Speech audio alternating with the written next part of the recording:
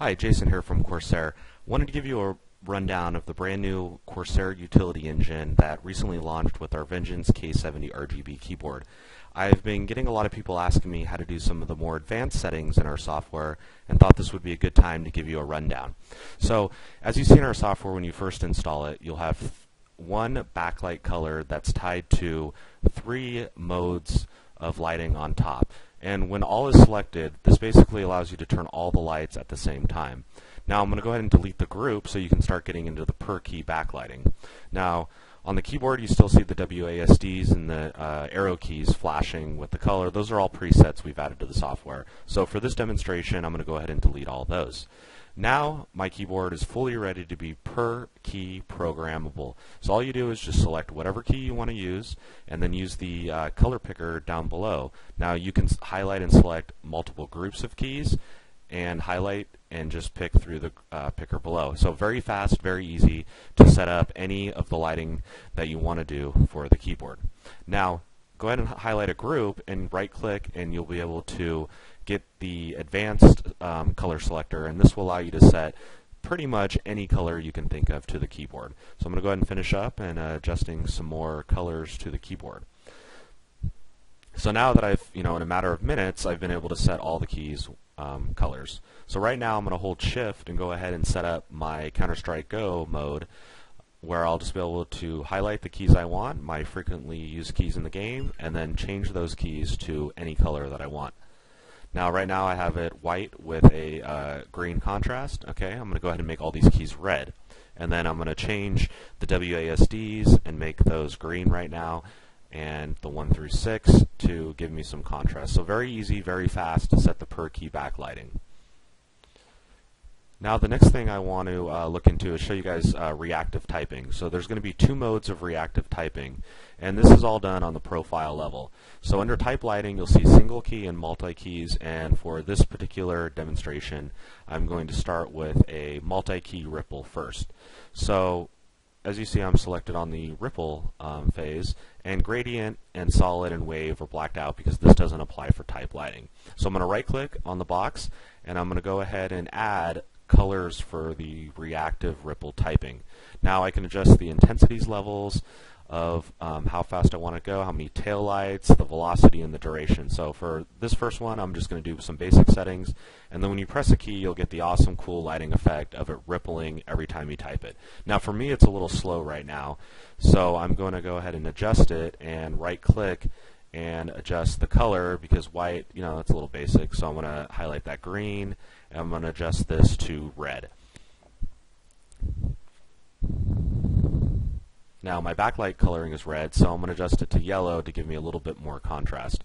Now I'm going to do the tail keys 3, I'm going to up the velocity because I want it to be a little faster, and I'm going to lower the duration. So now as you see when I press it, it's going to be fast and it does reactive typing with multiple colors. I'm going to go back in there and now I'm going to change it to black, which is something I really like doing, and you saw a lot of the demos at Computex doing this, is now the reactive typing through the backlighting color, which is all red on my keyboard, now gives a nice little blacked out ripple effect, one of my favorite things to do in the software.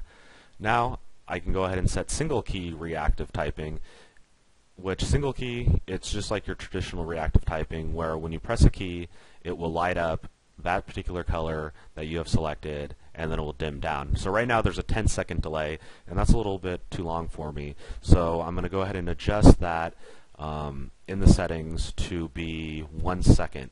So this will allow, as I type, it's going to cycle through that single color a lot faster.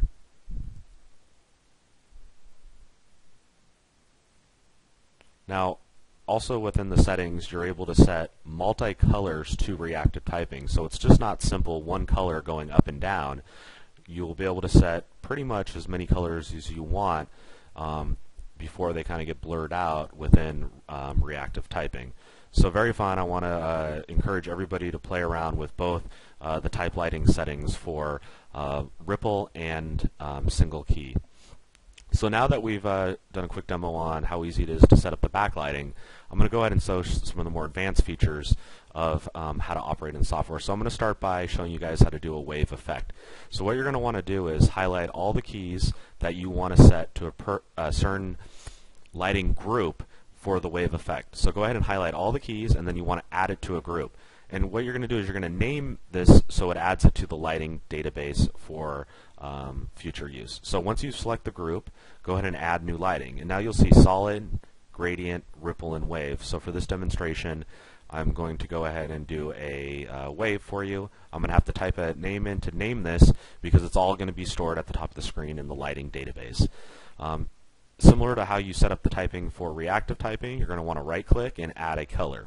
So I'm going to start with white on this one right now, and you'll see various settings. And this is so on a press, it will do it, the wave, and after it'll only do it once. So I hit the key and it does the wave, and it will only do it once because that's what I set it to. So I'm going to go back in, and now I'm going to set it that every key press, it does the wave effect.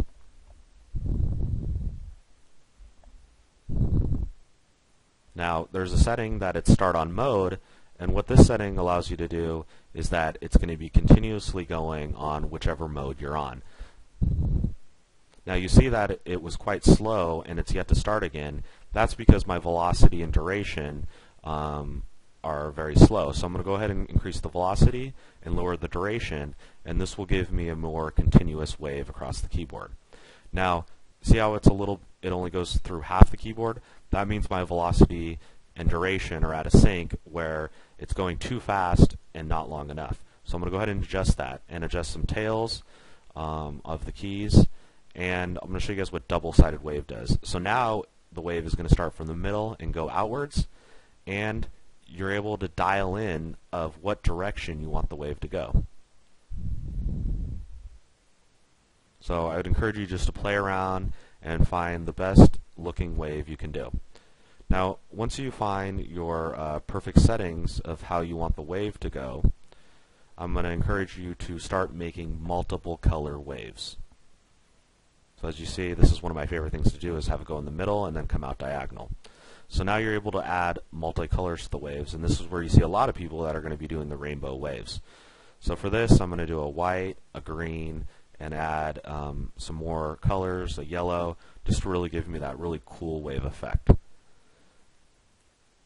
So I hope you guys like this video, and I will be posting more videos.